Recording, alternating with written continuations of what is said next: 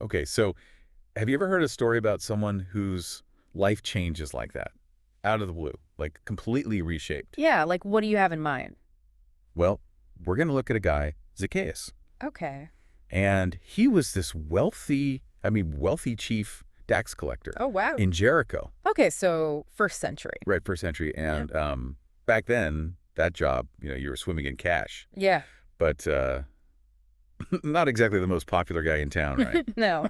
I mean, especially working with the Roman authorities. Yeah, definitely didn't win him any popularity contests. Not a lot of friends, I'd guess. But then he has this encounter with Jesus, and bam, everything changes. Wow. I mean, that's a pretty dramatic shift. It really is. And we're going to break it all down in this deep dive. We're using the Gospel of Luke. We've got both the NIV and KJV versions for you. Okay. And we've got this really insightful article by Pastor T.O. Banso. Oh, yeah. I've read some of his stuff. Really gets you thinking. He does. He pulls out some really powerful lessons. And get this, their meeting happens in a sycamore tree. Wait, what? A sycamore tree? That's not your usual meeting spot? Definitely not. So Jesus is just passing through Jericho, right? Not specifically looking for Zacchaeus, but, and here's the key, he initiates the encounter. That's a really good point. He does. It just, to me anyway, it shows how proactive Jesus's love is. Absolutely. And how he pursues everyone. Especially those who, I don't know, maybe society rejects, right? Exactly. Those who might feel like they don't belong. And that is such a contrast with Nicodemus. Oh, good point, yeah. Who, comes to Jesus at night. Secretly, afraid of what people might think. Exactly. But Zacchaeus is out in the open. Yeah. Everyone knows who he is, and not necessarily in a good way. Right, he's got that reputation. But it's Jesus who seeks him out. Hmm. And Pastor Banso highlights that in his article. That's really interesting. So here's a question. Zacchaeus, he's already rich, powerful. Right. Why would he need Jesus? That's the million-dollar question, isn't it? Yeah, it's like, what's missing? What's he searching for? Well, it makes me think of that parable, the rich man and Lazarus. Oh, yeah.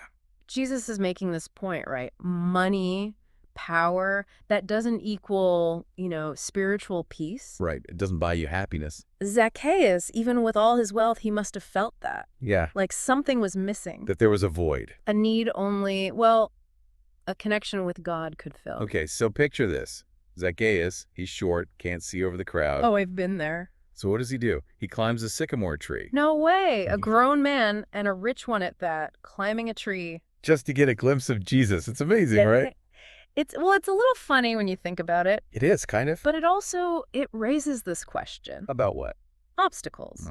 What might be keeping us, all of us, from truly encountering Jesus? Oh, that's a good one. Like, what are our sycamore trees, so to speak? Right. What are those things that are blocking our view? Could be pride, fear, maybe just being too busy. Yeah, all those things can get in the way. Or even, clinging to stuff, material possessions. That's a big one.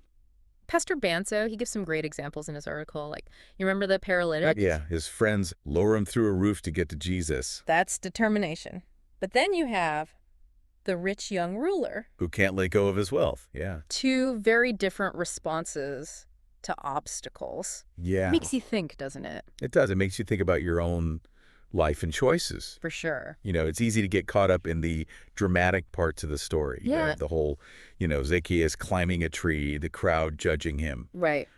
But the real heart of it, the gem, is what's happening inside him. Yeah. Yeah, that internal transformation. That's what we can all relate to, right? Absolutely. That change, that shift that just ripples out and affects everything. It's powerful stuff. It is. For me, a lot of times, it's about letting go, like of old habits. Or, just seeing things in a new way. Yeah, like those aha moments that completely change your view. Exactly. And sometimes those moments come from the most unexpected places, like running into someone on the street or, a sycamore tree. Right. Okay, so back to that moment when Jesus calls Zacchaeus out by name. In front of everyone. In front of everyone, yeah. It's a small detail, but it's so powerful. It really is. It speaks to God's love. It does. Like, he knows us, each of us. Yeah, it wasn't just a, hey, you. Right. It was personal. It was like Jesus was acknowledging Zacchaeus' individuality, seeing him as a person. And that's got to be where real change starts, don't you think? Oh, I think so.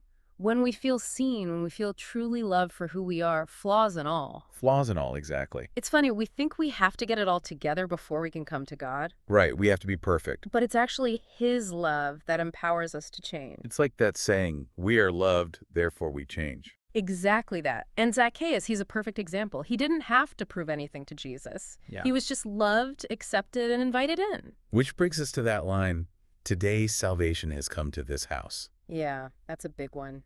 It seems like it's about more than just forgiveness, you know? Right, it's deeper than that. It's like wholeness, restoration. Like becoming who we were always meant to be. Something like that. So it's not about escaping punishment later, it's about how we live now. Yeah, like a transformed life in the here and now. That makes so much sense.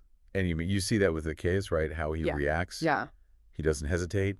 No excuses. It's immediate, this outpouring of change.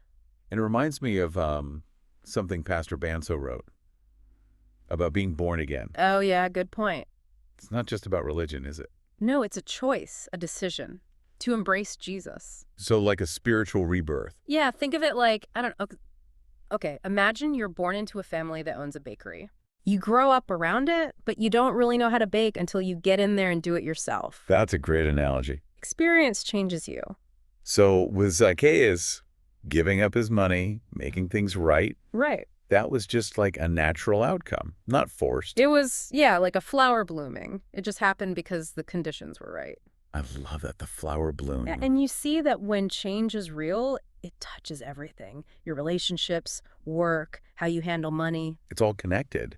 But, I mean, change, real change, it's not always easy, right? Well, of course not. It can be messy, even painful at times. Challenging. It's a process. It's a journey. The key is to keep your focus on Jesus. Trust His love. And remember, we're not alone in this. Oh, absolutely. We have each other. Community is so important. It is. We need each other for support, to Right. share the hard stuff, the good stuff, like Zacchaeus finding that acceptance with Jesus. Which brings us back to those obstacles we were talking about before. Yeah. What's keeping us stuck? What is it? What are we holding on to? Maybe old hurts, fears. Things that stop us from fully experiencing God's love. Or maybe just fear of change itself. Yeah, that's a big one. It's a lot to think about, isn't it? It is, but it's important, especially as we keep digging into Zacchaeus' story. You know, it would be interesting to hear, what were your own sycamore tree moments? Yeah, those turning points, those shifts. What helped you grow? What were the obstacles? And I think, most importantly, what can we do today, right now, to get closer to the life Jesus wants for us? Those are good questions to ponder. Definitely food for thought. And there's so much more to unpack with Zacchaeus, too. So we've talked about Zacchaeus changing, and Jesus' love and the things that get in our way. Right, yeah. And how important it is that our change comes from the inside. Real change, not just going through the motions. Exactly. But there's one more piece to this whole story. Okay, what's that? The crowd. Oh, yeah, the crowd. They weren't exactly Zacchaeus' fan club, were they? Not really, no. They're the ones calling him a sinner, remember? Right, right. And that's where it gets, I don't know, kind of deep, I guess. In what way? Like you see this clash between, human judgment and God's grace. Oh, I see what you mean. The crowd is like, well, they're society, right? Yeah, they represent those norms, the expectations, the labels. But Jesus, he's just on a whole other level. He's not playing by those rules. No, not at all. It's like he doesn't even hear their whispers, their disapproval. He sees Zacchaeus, Yeah. the potential, the change that's happening. And that reminds us, we're all sinners. Right? Every single one of us. Needing grace. Eh. And it doesn't matter what we've done, God's love is bigger than that. Way bigger. That's such an important message, especially now, when it's so easy to judge, to cancel people, to write them off. Yeah. Jesus offers grace to everyone. Doesn't matter your past, your social status, anything. It makes you think about how quick we are to label people, doesn't it? It does. Zacchaeus' story, it's like a challenge to see past those labels, to remember we're all made in God's image. To see the value in every person. Exactly, no matter their background. It's like that part in Pastor Bansa's article about the Ephesians burning their magic books. Oh, yeah. It's not about the books themselves, really. It's about this turning away from old ways. Right, a complete change of heart. And it wasn't forced on them. It came from understanding the truth. So are we offering that same grace to others, even the people we think don't deserve it? That's the question, isn't it? Who are we to judge? Our job is to love, to show people there's hope. Like Jesus did for Zacchaeus. Yeah, like Jesus. Zacchaeus encountered this radical acceptance, this love that changed him.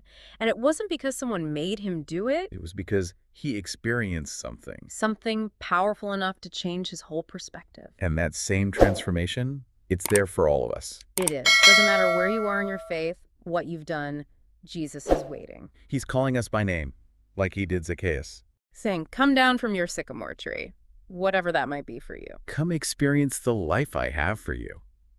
So as we finish up this deep dive, think about this. What's your sycamore tree? What's holding you back from Jesus? What can you do today to move closer to him? He's searching for you, you know. He's calling you, waiting to welcome you home. That's the good news. It really is. It's never too late for that kind of life-changing encounter with Jesus. Well, thanks for joining us for this deep dive. We'll be back next time with more to explore.